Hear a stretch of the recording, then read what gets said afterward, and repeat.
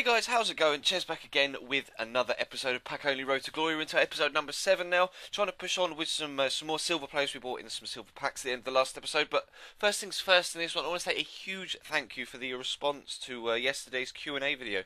You guys went absolutely ham with the support for that, loads of comments, over 45 likes now as well, which is absolutely amazing, so definitely very, very pleased with how that video went down, so thank you very much for that. And we're coming into this episode, we'll go straight to the gameplay. We're coming up in another Division 4 game, trying to push towards promotion.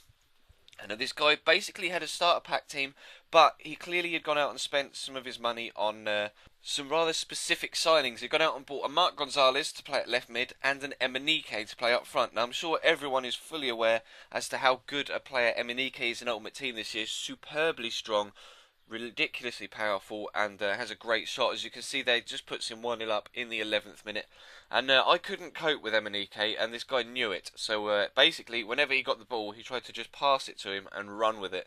And eventually, I managed to find out a way to kind of stem the flow of those attacks. And we were actually able to get back into the game. You see in the 25th minute here we did hit the post, so we were definitely creating chances and then pushing further into the second half.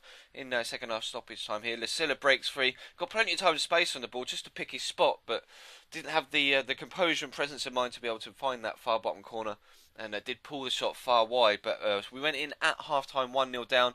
And the second half was a little bit stale to start off with. It was just me trying to break him down and not really having the pace or the ability up front to be able to pull off a decent chance. But Big Bon hits the post there, or hits the bar rather, with a decent header, managed to get over the top of the shoulder.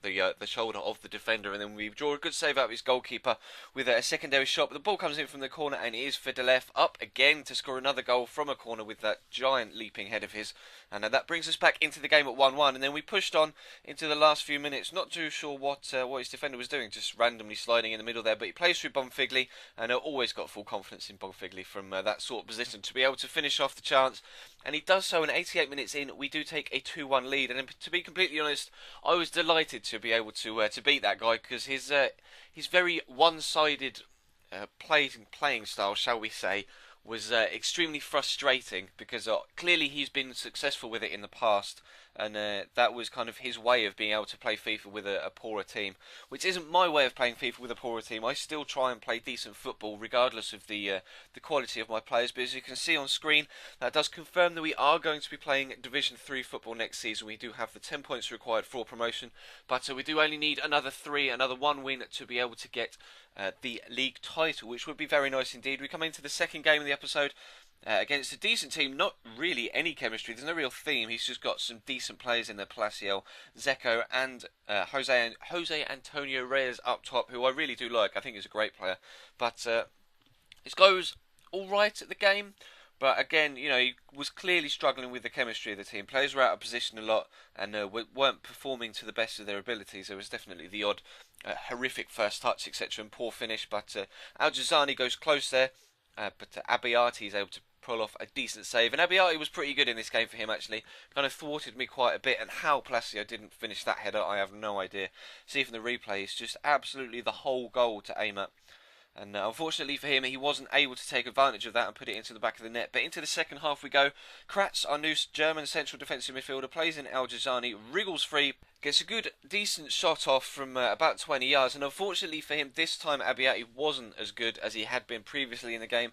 Does palm the ball into the bottom corner, but he made an immediate change, bringing on Shinji Kagawa from Kakar, and basically ran straight for kickoff and rips me apart. Some great football, to be fair, considering the low chemistry in the team. That was a lovely move. And then Blazikowski just has too much for me. I just couldn't catch him at any point throughout his run. Tried to block it off because you know, could see the pass coming, but just couldn't do it. And he scored the instant reply to bring it back to 1-1. Then he made a couple of more changes, bringing on Valbuena and Tashi, or Taski. I'm not really too sure how to pronounce that name, to be honest. But pushing on just after the hour mark, Antonio Reyes gets played in here, trying to tackle him, and no one really wanted to put in a tackle, just kind of standing off. And then Kagawa with some great dribbling, and pulls a decent save out of the goalkeeper. So he's going to have a corner. Wasn't the most orthodox of saves, but a decent save nonetheless. But from the corner, Edin Dzeko, just nobody picked up the run whatsoever. A free header, nobody within 3 or 4 yards of him, actually. I left the replay in. And you can just see he makes a run, and the defender in front of him, I think it's Fidelev, takes a step to the left. Zeko makes a run to the right. and just ends up with a free header, pops it into the back of the net, and from kickoff, it then froze, and eventually the game was going to lag out. And fortunately, it didn't cost us at all. You'll be able to see from the divisional graphic on screen that it actually didn't cost us. Our record is still 3-1-1, and we do stay on 10 points. So we were lucky to get away with that, because I'm pretty sure we would have lost that game. That guy was just too good for us, or our team wasn't good enough, rather than him being too good, I think. But nevertheless, we were lucky to get away with that one. So we did nonetheless have enough packs, or enough money to buy a silver pack even, and we got couple of decent players in this one. A decent rotation right back, as well as Myers, a left winger with a 78 pace and 71 dribbling, which is quite nice, and a Finnish right midfielder as well with 76 pace. So hopefully they can make a decent impression. We've also got a Rangers kit there. I'm not sure whether that goes for much.